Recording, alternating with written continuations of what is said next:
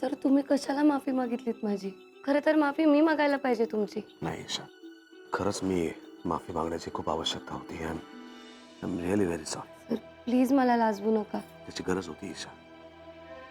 मी जेव्हा तुला शोधत फिरत होतो ना, तेव्हाच ती गोष्ट मला जाणवली आणि मी ठरवलं की आता यापुढे कोणावरही काहीही लादायचं नाही आणि तुझ्यावर तर नाहीच नाही. म्हणजे आपल्या वागण्यामुळे कोणाला त्रास होता कामा नये आणि आपल्यामुळे कोणाला त्रास घेताही कामा नये. सर अहो किती मनाला लावून घेतलं. I am really sorry. नाही ईशा, फक्त तू ओळखलास आणि आता मला त्याची उपरती झाली आणि मी त्या दृष्टीने पावलाही टाकायला सुरुवात केली. आता मी काय सांगतो ते नीट ऐक.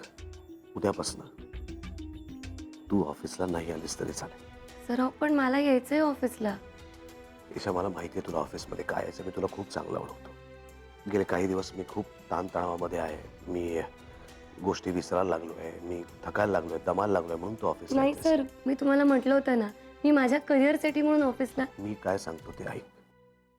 उद्यापासून ऑफिसला नाही आलीस तरी चालेल.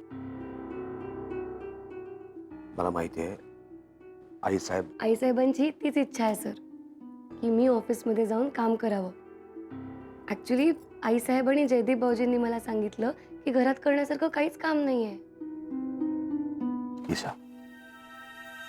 आता मी काय सांगतोय ना ते नीट लक्षात घेऊन ऐक. हे बघ, आईसाहेब गेली कित्येक वर्ष घरात एकट्याच आहेत. तू जर घरात राहिलीस तर त्यांना तुझी सोबत होईल. आणि तू घरात राहिल्यामुळे घरातलं वातावरण खूप बदललंय. तू सोन्या वहिनींचं वागणं बघता किती आनंदी असतात आजकाल. आणि अजून एक गोष्ट आहे ज्याच्यासाठी तू घरात राहावीस असं मला वाटतं. तू घरी असल्यामुळे आपली घरी कोणीतरी वाट बघतंय या ओढीनं मला घरी यावंसं वाटेल. सर खरंच ईशा, मला अशी ओढ गेल्या कित्येक वर्षात कधीच वाटली नव्हती. मी नक्की थांबेन घरी. मला तुमची वाट बघायला खूप आवडेल. त्याचं गुड काय. मला माहिती होतं तू माझं ऐकशील म्हणून. सर पण त्याआधी थोडा धीर धरा ना. म्हणजे सर म्हणजे तुम्हीच म्हणता ना की हातात घेतलेलं काम कायम पूर्ण करावं म्हणून. मग आपल्या कंपनीत जो भ्रष्टाचार झालाय तो फक्त मला शोधून काढू दे. तोपर्यंत मला ऑफिसला येऊ दे आणि मग मी घरी बसायला. ईशा, मी तुला तेच सांगतोय की त्यासाठी तुला ऑफिसला येण्याची गरज नाहीये. ते मी बघून घेईन ना. सर तुम्ही माझे आदर्श आहात. तुम्ही घालून दिलेला धडा मला फॉलो करू द्या ना सर. सर तुम्हीच मला म्हणाला होता की तुम्हाला आपल्या कंपनीमध्ये वेगळा विचार करणारी माणसं हवी आहेत. तुमच्यासारखा विचार करणारी माणसं नको आहेत. मग सर मला हा प्रॉब्लेम माझ्या पद्धतीने सॉल्व्ह करून बघू दे ना सर प्लीज. काय मी बोललो होतो ते सगळं तू माझ्यावरच वापरतेस. वाटलं नव्हतं ना सर. चुकला का अंदाज? दुसरे कुठले अंदाज चुकले नाही म्हणजे मिळवला.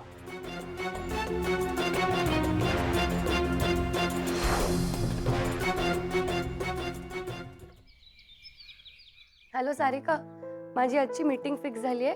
ते जर लवकर आले तर त्यांना बसवून ठेव. मी पोचतेच आहे. गुड मॉर्निंग माय फ्रेंड वहिनी. गुड मॉर्निंग भाऊजी. मी ब्रेकफास्ट रेडी केलाय तुमचा. तो खाऊन घ्या. मी आता ऑफिसला निघतेय. वहिनी, मी पण तुझ्याबरोबर ऑफिसला येतोय. पण भाऊजी वहिनी, तू जसं जबाबदारीने आपलं काम करत असतेस तसं आता मीही केलं पाहिजे. दादा इतकी वर्ष ऑफिस सांभाळतोय, आता मीही सांभाळेन आणि या जबाबदारीची जाणीव तूच मला करून दिलीस. Very good. पण माझी अट माहिती आहे ना तुम्हाला? माय फ्रेंड वहिनी, तुझी अट लक्षात आहे आणि मी गोळ्या घेणं पूर्णपणे बंद केलंय. त्यामुळे don't worry, I am feeling fine आणि माझ्यामुळे काहीही प्रॉब्लेम होणार नाही. ठीक आहे, मग या माझ्याबरोबर ऑफिसला. आज तसंही त्या लेबर कॉन्ट्रॅक्टर राजेशला भेटायचंय. त्याला बोलवलंय मी ऑफिसला. का? त्याच्याकडून आपल्याला काही माहिती मिळाली तर आपल्या ऑफिसमध्ये त्या पैसे खाणाऱ्या माणसाचं नाव आपल्याला कळू शकेल. हो, पण माय फ्रेंड वहिनी, ते तो इतक्या इझिली सांगेल का? तेच तर बघायचंय ना आपल्याला. मी तिला सगळं सांगतोय, ऐकतच नाही माझं. मी तिला म्हणलं मी हे सगळं शोधतो, त्या फ्रॉड माणसाला मी शोधून काढतो. मला म्हणते नाही, मी एकदा हातात काम घेतलं की ते पूर्ण करणार. सर सर सर सर का सर म्हणे. याचा अर्थ ती पुन्हा ऑफिसमध्ये येणार ना खुपसायला. राजेश जर काही बोलला ना झेंडे, ती सरळ माझ्यापर्यंत येऊन पोहोचेल. त्याची काळजी करू नको, तो आपल्या विश्वासातला आहे. विश्वास? आता हा विश्वास शब्दच मला डोईसड झालाय. मला वाटलं होतं त्या ईशावर माझा विश्वास आहे. मी जे सांगेन ते ऐकेल, मी जे सांगेन ते करेल. तिला सांगितलं ऑफिसला येऊ नको, तर नाही येणार ऑफिसला. म्हणाली ऑफिसला, हटून बसली. तिला आईसाहेबांची गोळी देऊन बघितली तरी नाही झालं काही. याचा अर्थ असा आहे की तिचं वागणं तुझ्या हातात राहिलेलं नाही विक्रांत. फार अनप्रेडिक्टेबल वागायला लागली ती. असं कसं झालं असेल रे? जाऊ दे. हे बघ, मी तुला काय सांगायला लागलो तर पुन्हा म्हणशील की परत परत परत तेच सांगतोस म्हणून. मला माहिती तू काय सांगणार आहे. सफरचंद सफरचंद असतं, केळं केळं असतं. हे जाऊ दे, ते तर आहेच. पण आणखीन एक गोष्ट तुला कळत नाही. आणखीन कुठली? धोत्रे मास्तरांनी मला एक लहानपणी म्हण शिकवली होती, अतिशहाणा त्याचा बैल रिकामा. म्हणजे मी अतिशहाण आहे? मग आहेच. तुला असं वाटतं की मी ज्या हुशारीने एखादा प्लॅन करतोय पण तो प्लॅन तसाच वर्क होतोय का? हे बघ ना, शेवटी असं नको व्हायला. एक मिनिट, तुला काय वाटलं हे सगळं इतकं सोपं आहे? मी पण तेच म्हणतोय. तुला जे करायचं म्हणतोस ना ते होणं खूप कठीण आहे. आहेच, कठीणच आहे. करोडो रुपयांची मालमत्ता स्वतःच्या नावावर करून घेणं इतकं सोपं नाहीच आहे. काहीतरी मोठा जुगाड पाहिलंस? माझ्या तोंडात शब्द सुद्धा तिचाच आहे, ईशाचा. जुगाड. असू नको, दात काढू नको. त्या राजेशचा काहीतरी बंदोबस्त कर. त्यांनी तोंड उघडता कामा नये. त्या दिवशी तर तुम्ही खूप बोलत होतात, हो की नाही जयदीप सर? तुमचं कंपनीशी असलेलं नातं, तुम्ही ते घेतलेली मेहनत आणि कंपनीशी आणि सरांशी असलेलं तुमचा इमान वगैरे. मग मी आज तुम्हाला काही डिटेल्स विचारतेय कंपनीच्याच हितासाठी, तर तुम्ही असे शांत का बसलायत? काहीच का नाही बोलत आहात? मला जास्त काय माहित नाही मॅडम. असं कसं शक्य आहे राजेश? तुम्हीच म्हणालात ना की तुम्ही इथे गेले अनेक वर्ष काम करताय आणि त्यात तुम्ही इथल्या लेबरचे लीडर आहात. त्यामुळे तुम्हाला नक्कीच माहित असणार कोण आणि कुठे पैसे खाताय ते. नाही मॅडम, मला माहित नाही. हे बघा, तुम्ही आम्हाला कोऑपरेट केलं तर हे तुमच्यासाठीच चांगलं असणार आहे. लेबरला आम्ही कामावरून काढून टाकणार नाहीये आणि त्यामुळे त्यांना त्याचा मोबदला सुद्धा मिळणार आहे. आणि आम्ही तुम्हाला काहीही होऊ देणार नाही. You will be protected. झेंडेंना सांगू तुमची काळजी घ्यायला. पाणी घेऊ का मी? हो या, शुअर शुअर.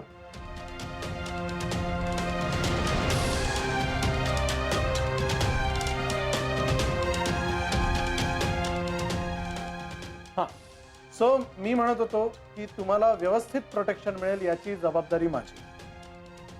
मी बोलेन दादाशी. तुम्ही आम्हाला कोऑपरेट केलं तर विक्रांत सर सुद्धा खूप खुश होणार आहेत.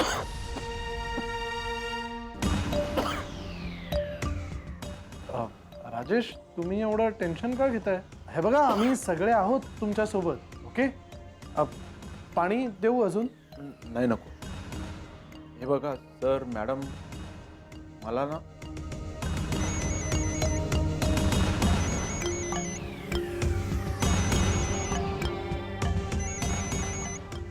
घ्या ना, फोन घ्या. ए, राजेश, आनंदाचे डोही आनंद तरंग. अगं बाई, हे काय? हे काय हं? सांगतो, थांब जरा, लवकरच कळेल हे काय. पुष्पा, हा, या निमकर कडून तुझ्यासाठी सप्रेम भेट. अगं बाई, हो. अहो, उघडा ना पटकन, बघू दे ना काय आहे. Kitchen napkins. फडकी होय? अगं फडकी काय फडकी, किचन नॅपकिन्स. अहो, तेच ते. काय फरक पडतो? पण कशाबद्दल? कशाबद्दल ते जाऊ दे, पण तुझ्या एकटीसाठी नाहीयेत बरं का. मग मी सगळ्यांसाठी काही ना काही आणलेले. आता हे आपले जयदीपराव, आपले जावई बापू, सोनियाताई, आईसाहेब आणि आपले सगळे चाळकरी, सगळ्यांसाठी काही ना काही भेटवस्तू आणलेत मी. अगं बाई, कशासाठी एवढा खर्च केलात? कशासाठी? हा, कारण मला भरपूर पैसे मिळालेत. भरपूर? 500 रुपये का? 500? अरे हट, ये निमकर भी बहुत कमा सकता है बाबू. बोलले. कुठून आली एवढी कमाई? राजनंदिनी साडी. हा, प्रत्येक साडीच्या विक्री माग मला 20% पैसे मिळतील असं मालक बोलले होते की नाही. हो. गेल्या 4 दिवसामध्ये आमच्या दुकानामध्ये राजनंदिनी साडीची एवढा खप झालाय की काय विचारू नको. त्यामुळे भरपूर पैसे मिळालेत. कसं आहे, हो एवढे पैसे पहिल्यांदाच आपल्याला मिळालेत. म्हणलं सगळ्यांनाच काही ना काही घेऊन जाऊ. नाही कसं आहे, आपल्या आनंदात सगळ्यांनाच सामील करून घेतल्याशिवाय काही मजा आहे का पुष्पा? खरंय. मग अहो चला उठा, कुठे? पटकन तयार हो आणि कर्जतला जाऊ. आता गिफ्ट आणले तर सगळ्यांना द्यायला पाहिजे ना. अगं हो हो हो, केवढा उत्साह आहे तुझ्या अंगात. आधी ईशाला फोन करून तिच्याशी बोलू, तिला विचारू आणि मग ठरवू. फोन करते तिला. हा कर.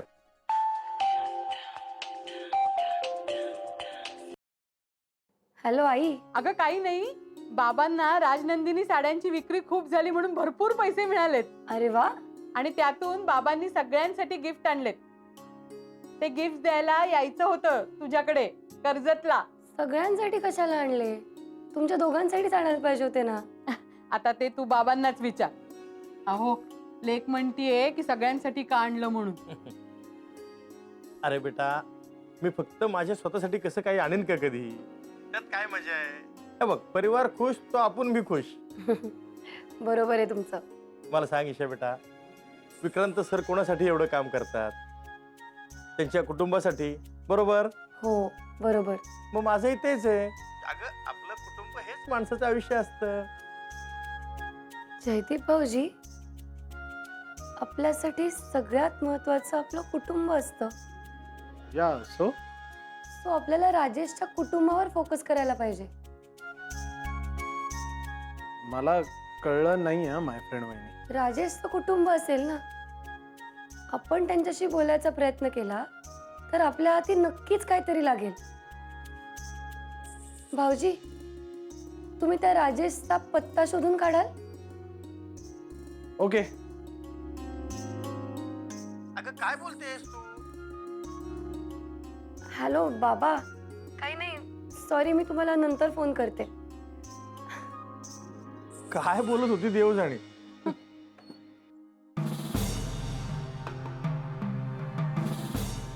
अरे वा, तू जवळजवळ ताबा घेतलास ऑफिसचा. तर अहो,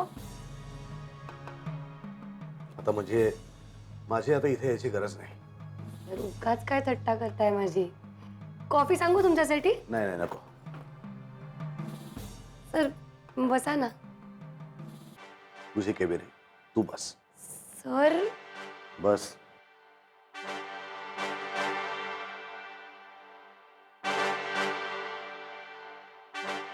मला सांग, राजेश येऊन गेला? हो सर, तो जाऊन थोडा वेळ झाला. काय बोलणं झालं? सर आम्ही त्याला विचारत होतो की, आम्ही म्हणजे मी आणि जयदीप भाऊजी. अच्छा, जयदीप पण आला होता. हो सर, ते मला म्हणाले की त्यांना आता ऍक्टिव्हली काम करायचे ऑफिसमध्ये.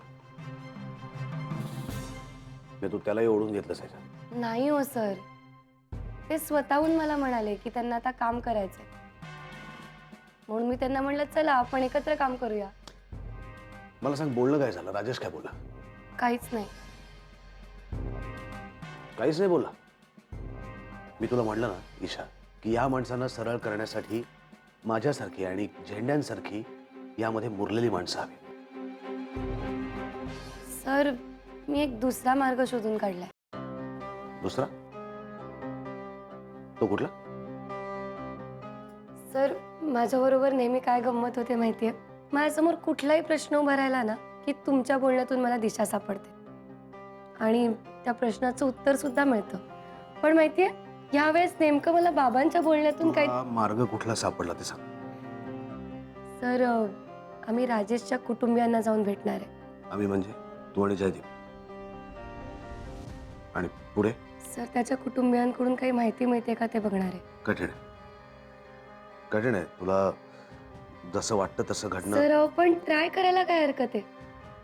मला वाटते की नक्की काही ना काही उपयोगी माहिती मिळेल. खूपच काय काय सुचतंय तुला. म्हणजे कौतुक वाटतंय मला तुझं, की एवढ्या छोट्याशा अवधीत तुला बऱ्याच काही काही गोष्टी डोक्यात येत आहेत. अरे दादा, हाय. काय? माय फ्रेंड वहिनी, तुला मी राजेशचा ऍड्रेस मेसेज केलाय बघ.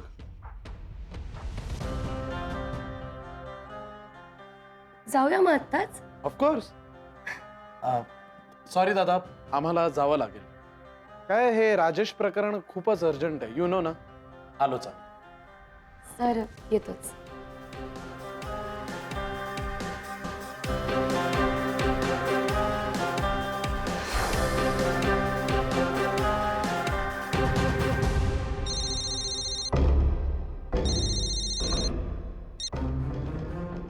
बोल रे. अरे कुठे आहेस? बाहेर आहे, बोल. अरे ही ईशा पिछाच सोडत नाही यार. काय झालं? आता तिला कळलंय की राजेश काही बोलणार नाही. तिच्या डोक्यात काहीतरी वेगळंच आलंय. ती राजेशच्या घरी गेली. आई शपथ, जेवायला गेली काय घरी?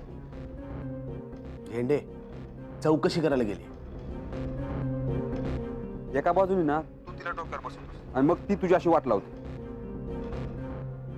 ते बघ, तू आता कामाला लाग. त्या राजेशच्या बायकोला गप्प कर.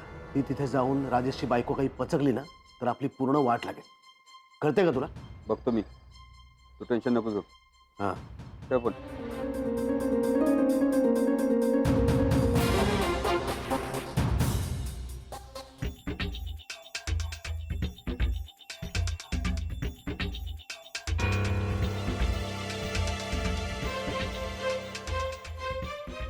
काय झालं? हो साहेब, काहीच बोललो नाही ना.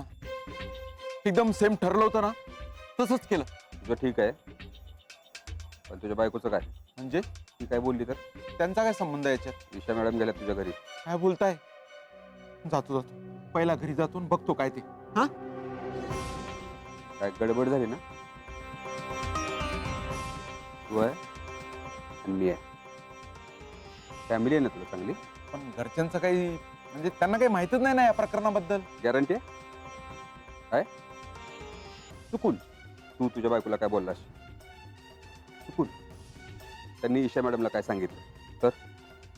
आपल्याला रिस्क घ्यायची नाही. राजू जा. पास. काय हे सोनू, किती पसारा केलायस? अभ्यास कमी आणि पसारा जास्त. आम्ही खेळायला जाऊ. काही खेळायला बिळायला जायचं नाही, गपचूप अभ्यास कर. जाऊ दे ना.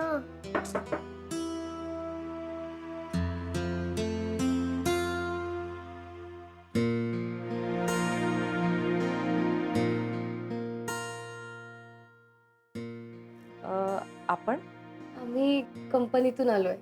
पण ते आज नाही आहेत घरी.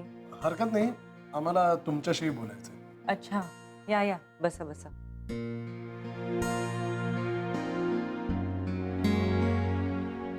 मी तुमच्यासाठी पाणी घेऊन येते.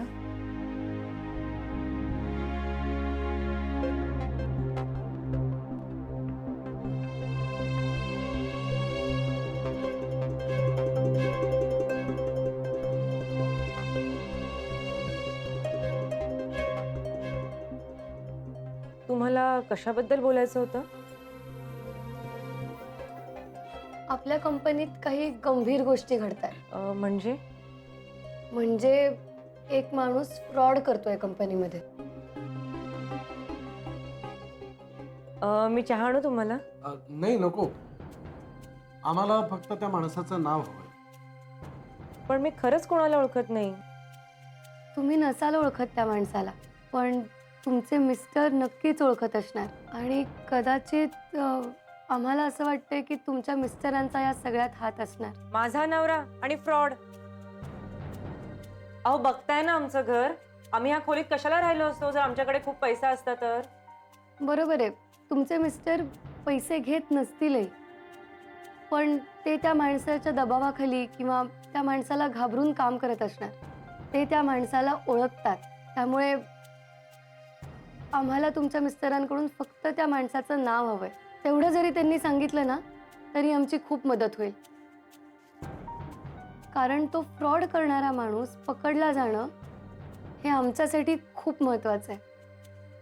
मला ह्याबद्दल काही माहित नाही आणि माझे मिस्टर ह्याबद्दल मला काहीच सांगत नाही. त्यांना विश्वासात घेऊन एकदा बोलून बघा त्यांच्याशी ताई. ते नक्की सगळं सांगतील तुम्हाला. कारण शेवटी नवरा बायकोचं नातं हे विश्वासावरच उभं असतं ना. प्रेमापेक्षा सुद्धा जास्त विश्वास महत्त्वाचा असतो. मला खात्री आहे की तुम्ही बोललात त्यांच्याशी तर ते नक्की सांगतील तुम्हाला सगळं. विक्रांत सर कायमच सगळ्यांवर विश्वास ठेवून काम करतात, तुम्हाला माहितीच असेल ते. त्यामुळे तुमच्या मिस्टरांचा जर या सगळ्यात हात असेल तर तो विक्रांत सरंजामेंचा विश्वासघात ठरेल. आणि हे बरोबर नाहीये, कारण कोणाचाही विश्वासघात करून आपण सुखी नाही राहू शकत.